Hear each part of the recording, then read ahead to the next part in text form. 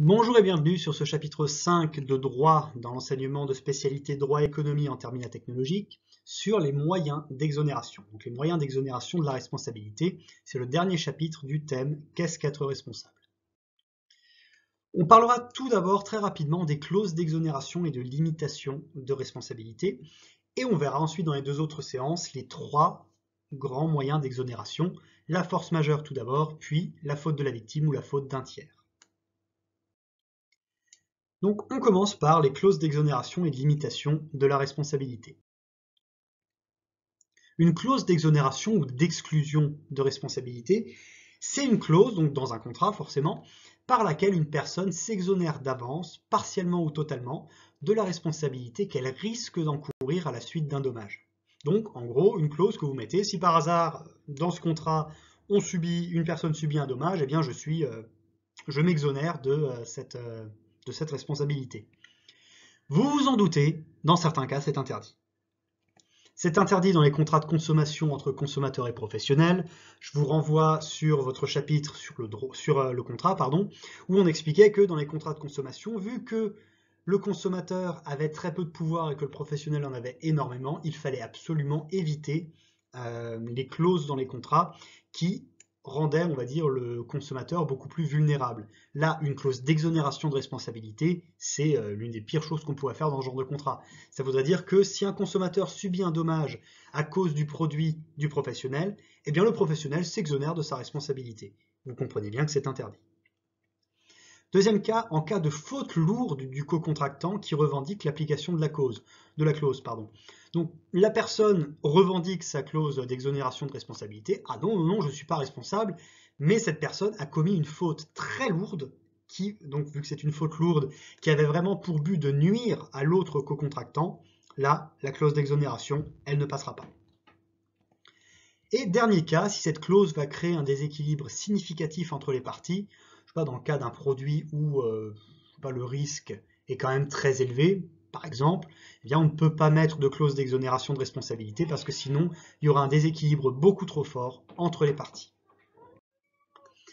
Ensuite, deuxième séance, on va maintenant voir les moyens d'exonération réels. La cause étrangère ici, le cas de la force majeure. Commençons donc par la force majeure, c'est la principale cause d'exonération qu'on retrouve dans le droit français. C'est un événement qui exonère totalement l'auteur apparent du dommage. Mais pour pouvoir exonérer totalement, il faut qu'il y ait trois caractéristiques qui soient présentes. La première, cet événement doit être irrésistible. On ne pouvait rien y faire, c'était insurmontable. Cet événement doit aussi être imprévisible, on ne pouvait pas le prévoir dans des circonstances normales de la vie. Et c'est surtout un événement extérieur à la situation. Et justement, c'est la définition de la force majeure, c'est un événement extérieur, irrésistible et imprévisible. Par exemple, s'il y a une tempête qui détruit les vitres dans une maison, dont les éclats blessent quelqu'un, eh bien ce ne sera pas le gardien de la vitre qui sera responsable, parce que logiquement, la vitre s'est cassée, elle appartient au propriétaire ou au locataire de cette maison, donc c'est lui qui est censé être responsable du dommage qui a été subi. Mais non, il y a eu une tempête. Et vu qu'il y a eu cette tempête, il y a force majeure.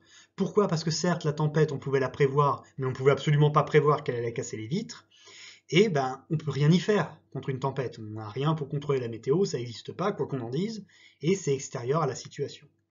Par contre, une grève des transports qui est annoncée par les médias, c'est loin d'être imprévisible, c'est absolument pas une force majeure qui vous empêcherait, par exemple, d'aller travailler ou d'aller au lycée. Par exemple.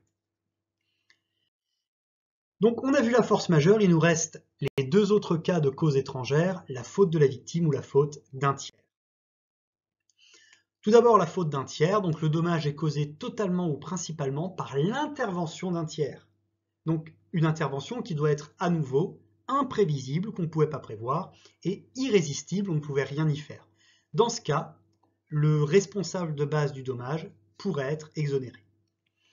On a aussi le cas de la faute de la victime, où c'est la victime elle-même qui a causé, partiellement ou totalement, son dommage. Pour que ce soit une cause d'exonération totale, une fois de plus, le comportement de la victime doit être imprévisible, on ne pouvait pas le prévoir, irrésistible, on ne pouvait rien faire contre.